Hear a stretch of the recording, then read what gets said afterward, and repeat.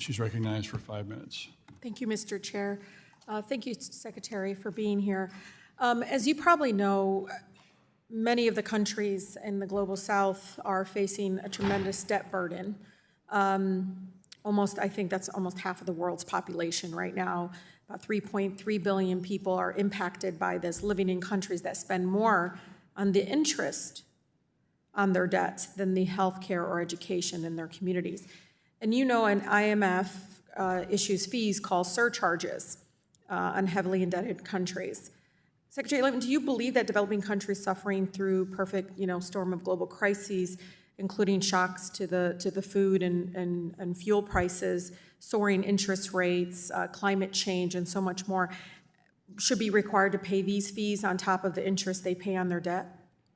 Well, the surcharges framework we think is important to create appropriate incentives to repay the IMF in a timely way and to contain borrowings. But the IMF, with our support, is currently reviewing That's right. Do you this, support this that review? policy. Do you support that review? Yes, we are supportive of the review. Perfect. Can you explain to our residents what the special drawing rights are at the IMF?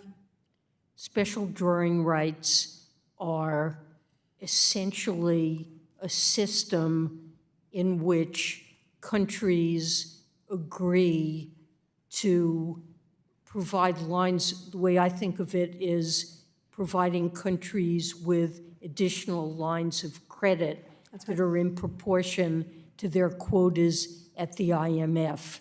And I love telling my residents that it actually it would provide immediate relief to countries across the globe while costing the U.S. payer nothing, absolutely nothing. Is that correct? Does it cost our U.S. taxpayer any money? No, we earn interest on special, if we provide hard currency for special drawing rights, we earn interest on that, and it doesn't cost us anything. And Secretary Yellen, I've heard and read, is the United States actually standing in the way of new issuance or looking at the special drawing rights? Well, we thought at the onset and after the pandemic struck, which hit so many countries, created a global shortage of liquidity, that an SDR allocation was appropriate, and one took place, a large SDR allocation.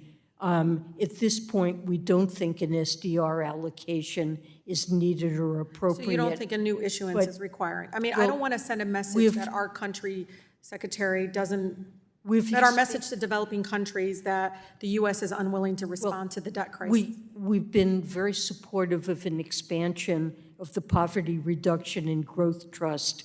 But why not just help them? I don't understand. Well, it does help them because it gives them interest-free loans to the countries that are most in need. So more debt.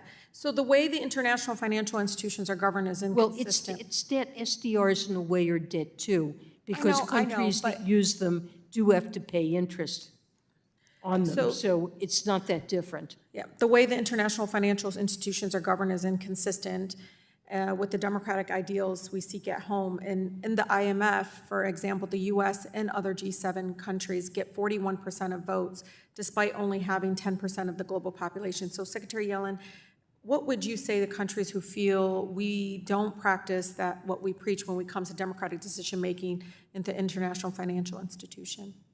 So we have certainly been supportive of governance reforms that increase the role and the voice of borrowing countries so that they have more say in representation. We've supported adding directors who represent low-income countries, and we've supported the idea of reviewing the formula that would determine quota allocations in the future. We've been opposed to ad hoc quota review that would reallocate in a sort of ad hoc way voting rights, but we are supportive of the IMF reviewing the formula that determines voting rights. Thank you, Secretary. I yield.